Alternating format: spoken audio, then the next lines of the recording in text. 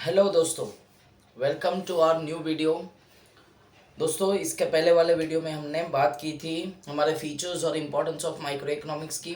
आज हम बात करने वाले हमारा लास्ट आंसर जो माइक्रो इकोनॉमिक्स का है वो है स्कोप ऑफ माइक्रो इकोनॉमिक्स। ठीक है दोस्तों, कौन सा आंसर है आज का? Scope of micro economics. I hope आपको फीचर्स और इम्पोर्टेंस का आंसर समझ आया होगा। कुछ भी डाउट्स पड़े हैं तो आप पूछ सकते हो कमेंट सेक्शन में। लाइक करना, शेयर करना, सब्सक्राइब करना मत भूलना। ठीक है, आने वाले वीडियोस भी आपको इसी तरह हेल्प करते रहेंगे। ठीक है दोस्तों, स्टार्ट करते हैं हमारा आज का टॉपिक, हमारा स्कोप ऑफ माइक्रो इकोनॉमिक्स। ठीक है, स्कोप ऑफ माइक्रो इकोनॉमिक्स का सबसे पहले तो बेसिक पार्ट समझते हैं। क्या होता है स्कोप? दोस्तों, स्कोप का मीनिंग होता है दायरा। क्या होता है बेटा? दायरा। दायरा मतलब आप कुछ इस तरह समझो कि माइक्रो इकोनॉमिक्स कौन सी स्टडीज करता है जिससे देश को फायदा होता है।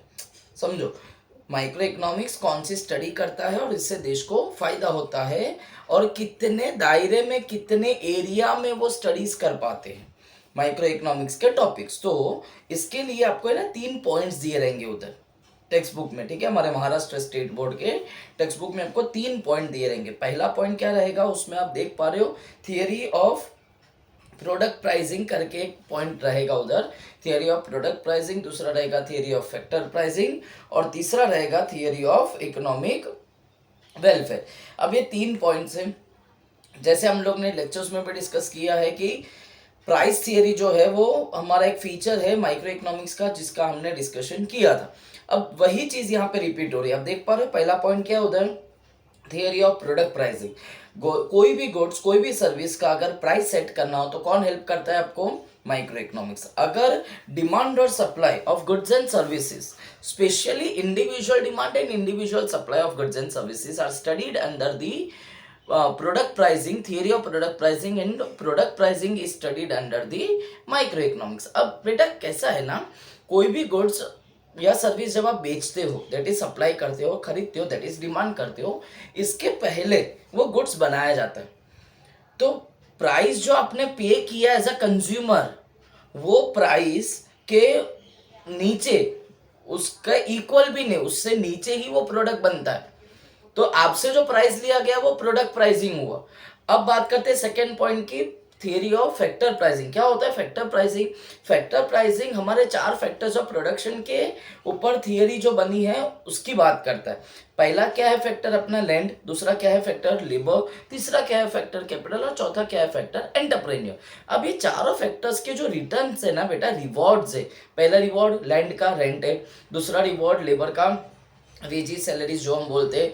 तीसरा रिटर्न जो हमारे कैपिटल का है वो है इंटरेस्ट। और चौथा और आखिरी जो बचता है वो एंटरप्रेन्योर, दैट इज बिजनेसमैन का प्रॉफिट है। अब इन चारों के ऊपर भी थियरीज बनी हुई। अब डिटेल्स थियरी पे आज तो हमें जाना है नहीं, क्योंकि हमारा इतना लेंदी आंसर तो है नहीं। बात इतनी सी है कि फैक्टर के भी प्राइस सेट करने में माइक्रो इकोनॉमिक्स आपकी हेल्प करता है। कोई भी फैक्टर जब आप खरीदते हो या रेंट पे लेते हो तो उसका क्या प्राइस आप पे करोगे, वो भी डिसाइड करने का काम कौन? माइक्रो इकोनॉमिक्स ही करेगा। तो पहले आया प्रोडक्ट प्राइसिंग, फिर आया factor pricing. Again same confusion create मत होने देना। अगर एग्जाम में डाउट आया, क्वेश्चन आया कि फैक्टर प्राइसिंग और प्रोडक्ट प्राइस में पहले कौन सा प्राइस सेट होता है, तो आंसर इज फैक्टर प्राइसिंग, और उसके बाद प्रोडक्ट प्राइसिंग। क्लियर? 2 टॉपिक। तीसरा और आखिरी टॉपिक है थियरी ऑफ इकोनॉमिक वेलफेयर। अब जैसे मैंने बताया था फीचर्स के टाइम पे भी या इंपॉर्टेंस के टाइम पे जो एक पॉइंट आया था उसमें बताया था वेलफेयर मतलब लोगों का भला करना। वेलफेयर मतलब लोगों का भला करना। अब लोगों का भला कैसे होगा? तो इन टर्म्स ऑफ मनी और मनीज वर्थ, जो भी आप एज अ कंज्यूमर पे करते हो या एज अ प्रोड्यूसर आप रिसीव करते हो, दोनों में फायदा होना चाहिए। गिव एंड टेक पॉलिसी एक टाइप का एक सूत्र याद रखना, एक फॉर्मूला याद रखना इकोनॉमिक वेलफेयर के लिए, गिव एंड टेक।